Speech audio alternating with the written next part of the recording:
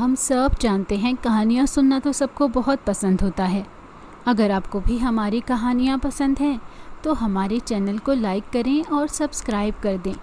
بیل notification کو بھی آن کر دیں تاکہ ہماری مزیدار کہانیاں آپ کو بر وقت ملتی رہیں۔ تو چلیے شروع کرتے ہیں آج کی کہانی۔ بہت مدت پہلے کسی ملک پر ایک بادشاہ حکومت کرتا تھا۔ وہ بڑا رحم دل اور انصاف پسند تھا۔ یہی وجہ تھی کہ رعایا اس سے بہت خوش تھی۔ بادشاہ کو رنگ برنگے درخت اور پھول پودے اکٹھے کرنے کا بہت شوق تھا۔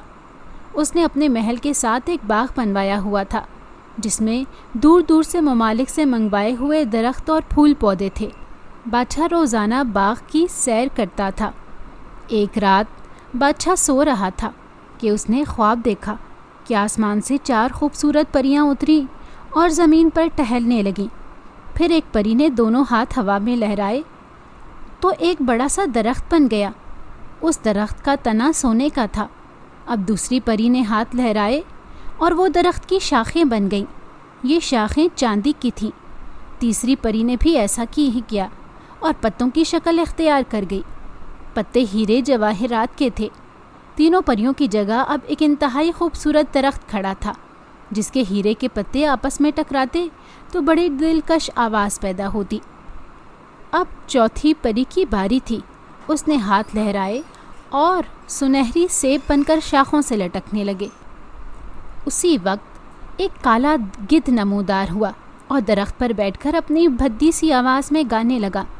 گانا گاتے ہوئے وہ سنہری سیب کھاتا جا رہا تھا اور اس شاخ سے اس شاخ پر پھدک پھدک کر ناچ رہا تھا۔ اس وقت بادشاہ کی آنکھ کھل گئی۔ بادشاہ کی نیند اب اڑ چکی تھی۔ وہ بے چینی سے خوابگاہ میں ٹہلنے لگا۔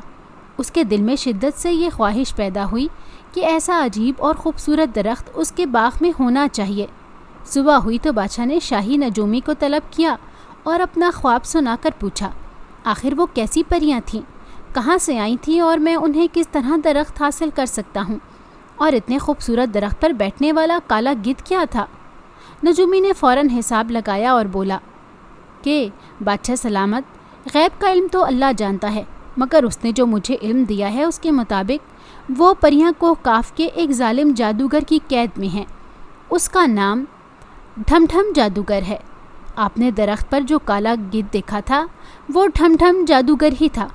اسے مار کر پریوں کو حاصل کیا جا سکتا ہے۔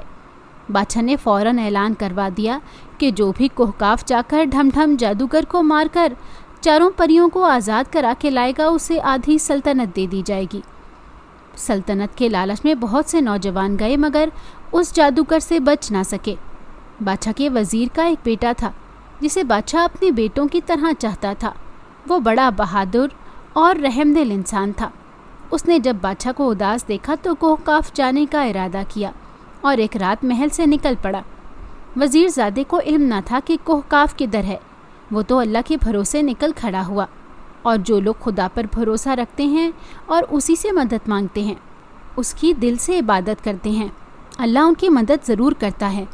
وزیر زادہ جنگل سے گزر رہا تھا کہ اس نے ایک نہایت زخمی شخص کو دیکھا جو جھاڑیوں میں پڑا ہوا ہائے ہائے کر رہا تھا۔ وہ بری طرح لہو لہان تھا۔ وزیر زادہ اسے اٹھا کر ایک سایہ دار درخت کے نیچے لے آیا، اسے اپنے چھاگل سے پانی پلایا اور زخم دھو کر پٹی باندھ دی۔ اس شخص نے بتایا کہ وہ ایک سوداگر ہے جسے ڈاکو دولت چھین کر زخمی کر کے یہاں پھینک گئے ہیں۔ اس کے بعد اس شخص نے پوچھا کہ ایک نیک دل انسان، تو اس بھیانک جنگل میں کیا کر رہا ہے؟ وزیر زادے نے اسے ساری بات بتائی تو وہ کہنے لگا، میں تمہاری اور تو کوئی مدد نہیں کر سکتا، مگر مجھے ایک منتر آتا ہے جس سے انسان، جانوروں اور پرندوں کی بولیاں سمجھ سکتا ہوں۔ میں وہ منتر تمہیں بتائی دیتا ہوں، شاید تمہارے کسی کام آ سکے۔ سوداگر نے وزیر زادے کو منتر بتا دیا اور چل دیا۔ وزیر زادہ آگے بڑھنے لگا۔ ایک دریا کے پاس سے گزرتے ہوئے اس نے 2 مچھلیوں کو کنارے پر تڑپتے دیکھا جو نہ جانے کس طرح پانی سے نکل کر گرمی میں آ گئی تھی۔ ایک مچھلی نے وزیر زادے کو دیکھ کر کہا، اے انسان، ہمیں دوبارہ پانی میں ڈال دے ورنہ ہم مر جائیں گی۔ دوسری مچھلی بولی، کیسی باتیں کرتی ہو، یہ آدم زاد ہماری زبان کس طرح سمجھ سکتا ہے، اور ویسے بھی انسان تو ہمیں بھون کر کھا جاتے ہیں۔ وزیر زادہ ان کی باتیں سمجھ رہا تھا اس نے دونوں مچھلیوں کو اٹھایا اور جھیل میں پھینک دیا۔ مچھلیوں نے پانی میں غوطہ لگایا اور پھر سر اٹھا کر بولی، ہم تمہیں ہمیشہ یاد رکھیں گی، تم نے ہمیں موت سے بچایا ہے۔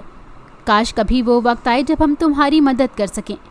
ایسا وقت آیا تو پانی کی طرف منہ کر کر کہنا کہ آؤ مچھلیوں میری مدد کرو، ہم جہاں بھی ہوں گے تمہاری مدد کے لیے فوراً آ جائیں گی۔ اچھا خدا حافظ۔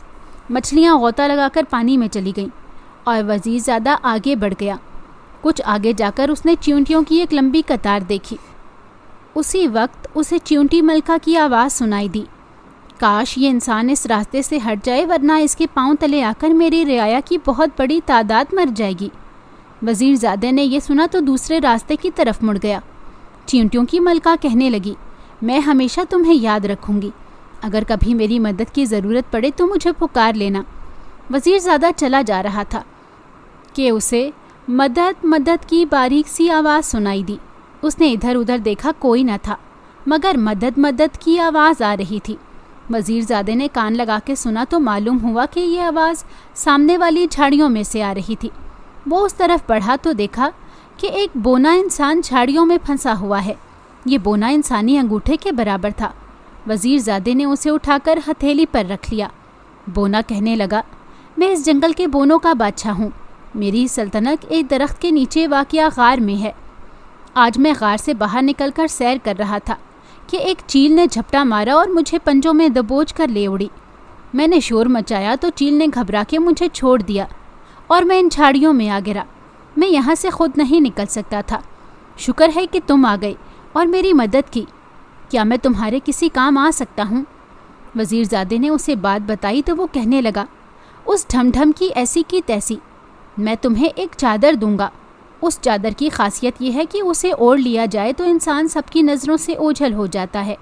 یہ کئی 100 سال سے ہمارے شاہی خاندان کی ملکیت ہے۔ تم میرے ساتھ چلو۔ وزیر زادہ چل پڑا۔ وہ ایک گھنے درخت تلے پہنچا تو بونا بادشاہ اپنی سلطنت میں چلا گیا، اور جب واپس آیا تو اس کے ساتھ کئی بونے تھے جنہوں نے طلسمی چادر اٹھا رکھی تھی۔ یہ چادر رومال کے برابر تھی۔ وزیر زادے نے اسے لے کر جیب میں رکھ لیا۔ بونے بادشاہ نے ہی اسے کوہ کاف کا پتہ بتایا۔ منزلوں پر منزلیں طے کرتا، مشکلات کا مقابلہ کرتا وزیر زادہ کوہ کاف جا پہنچا۔ یہاں ایک عظیم الشان محل تھا جس کے سامنے وہ جن پہرا دے رہے تھے۔ وزیر زادے نے فوراً بونوں والی چادر سر پر رکھ لی تاکہ جن اسے دیکھ نہ سکیں، اور وہ اطمینان سے محل میں داخل ہو گیا۔ یہ ڈھم ڈھم جادوگر کا محل تھا۔ جو ہی وزیر زادہ محل میں داخل ہوا، جادو کی مینا چلانے لگی، ڈھم ڈھم ہوشیار خبردار، محل میں باہر کا کوئی آدمی گھس آیا ہے۔ ڈھم ڈھم اس وقت پلنگ پر سو رہا تھا۔ ہڑبڑا کر اٹھا، فوراً سامنے والی دیوار پر پھونک ماری۔ دیوار پر ایک کھوپڑی کی تصویر ابھر آئی جس کے منہ سے سرخ زبان لٹک رہی تھی۔ ڈھم ڈھم زور سے چلایا کہ اے کھوپڑی، کون ہے جو میرے محل میں گھس آیا ہے؟ وہ پہرے دار جنوں سے کس طرح بچ گیا؟ مقدس کھوپڑی کی زبان ہلی اور آواز آئی، ڈھم ڈھم، وہ تو مجھے بھی نظر نہیں آ رہا، میں اس کی بو سونگ رہی ہوں۔ وہ کوئی آدم زاد ہے مگر اس کے پاس کوئی پراسرار طاقت ہے، وہ مجھے نظر نہیں آ رہا۔ ڈھم ڈھم جادوگر نے اپنے گنجے سر پر تھپڑ مارے، اچھل کر چھت کو ہاتھ لگایا اور کلا بازی کھا کر بولا، میں اسے تباہ و برباد کر دوں گا، وہ میری طاقت کا مقابلہ نہیں کر سکتا۔ اتنی دیر میں وزیر زادہ جادوگر کے کمرے میں داخل ہو گیا تھا۔ جادوگر کوئی منتر پڑھنے میں مصروف تھا۔ وزیر زادے نے دیکھا کہ پاس ہی کئی پنجرے پڑے ہیں، ان میں چوہے، مینڈک اور خرگوش بند تھے۔ شاید جادوگر ان کا خون جادو بنانے میں استعمال کرتا تھا۔ وزیر زادے نے چپکے سے آگے بڑھ کر ایک پنجرا کھولا اور ایک چوہا پکڑ لیا۔ آگے بڑھ کر جادوگر کی چمکتی ٹینٹ پر ایک زور کی چپت لگائی۔ جادوگر بوکھلا کر ادھر ادھر دیکھنے لگا۔ اس وقت وزیر زادے نے چوہا جادوگر کی قمیض میں ڈال دیا۔ قمیض میں چوہے کا جانا تھا کہ وہ اچھلنے کودنے لگا۔ جادوگر بوکھلا کر گھبرا گیا۔ اس کے منہ سے ایسی عجیب و غریب آوازیں نکلنے لگیں جیسے کتا اور بلی لڑ رہے ہوں۔ ادھر وزیر زادے نے تھپڑوں کی بارش کر دی، اوپر سے تھپڑ، نیچے سے چوہے کا ناچ۔ جادوگر کی سمجھ میں نہیں آ رہا تھا کہ وہ کیا کرے۔ وہ سب منتر بھول گیا اور بری طرح اچھلتا ہوا ہائے ہائے کر رہا تھا۔ جادوگر کے چیلے چانٹی آوازیں سن کر بھاگے چلے آئے اور اپنے استاد کا یہ حشر دیکھ کر ان کی آنکھیں حیرت سے پھٹنے لگیں۔ وزیر زادے نے ڈراؤنی آواز بنا کر کہا، سب بھاگ جاؤ ورنہ تمہاری چٹنی بنا دوں گا۔ جادوگر کے چیلوں نے جب یہ بھیانک آواز سنی تو ان کے ہاتھ پاؤں پھول گئے، جیسے کسی بلا نے ان کے استاد کا یہ حال کر دیا ہے تو وہ انہیں تو کچا ہی چبا جائے گی۔ وہ سر پر پاؤں رکھ کر بھاگ نکلے۔ اس دوران چوہا جادوگر کی قمیص سے نکل کر نیچے گر گیا تھا، لیکن تھپڑ اس کے سر کو مسلسل پلپلا کیے جا رہے تھے۔ اب وزیر زادے نے خنجر نکال کر جادوگر کے سینے میں گھونپ دیا۔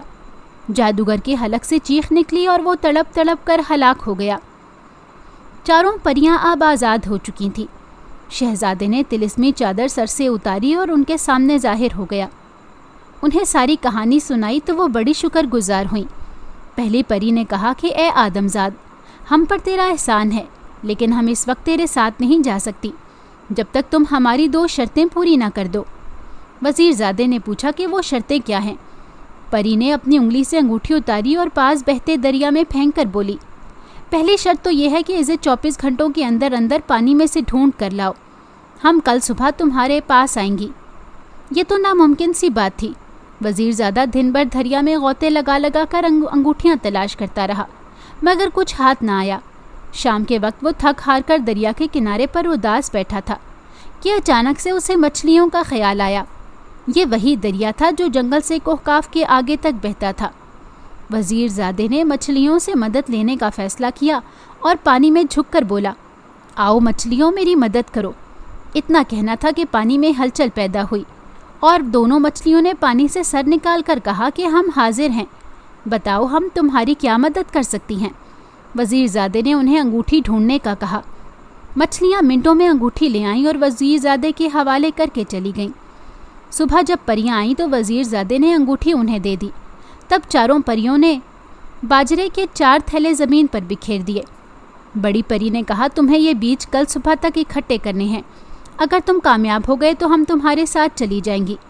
وزیر زادہ سوچنے لگا کہ یہ کس طرح ہو سکے گا۔ کوئی ترکیب اس کی سمجھ میں نہیں آ رہی تھی۔ یہ کام تو کئی شخص مل کر بھی ایک دن میں نہیں کر سکتے تھے۔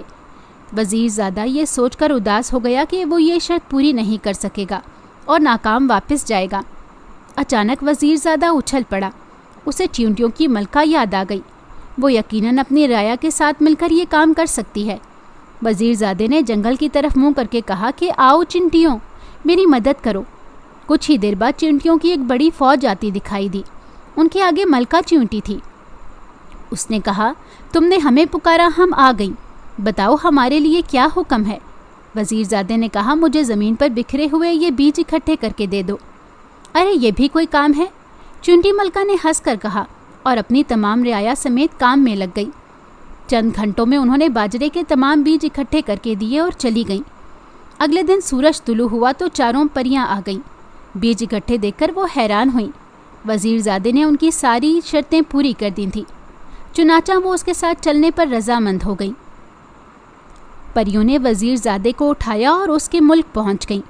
بھرے دربار میں چاروں پریوں نے مل کر درخت کا روپ دھارا تو بادشاہ بے حد خوش ہوا اور وعدے کے مطابق آدھی سلطنت وزیر زادے کو دے دی۔ اگر آپ کو ہماری کہانی اچھی لگی ہے تو ہماری ویڈیو کو لائک کریں اور ہمارے چینل کو سبسکرائب کریں اور کامنٹ سیکشن میں اپنی قیمتی رائے کا اظہار کرنا نہ بھولیں۔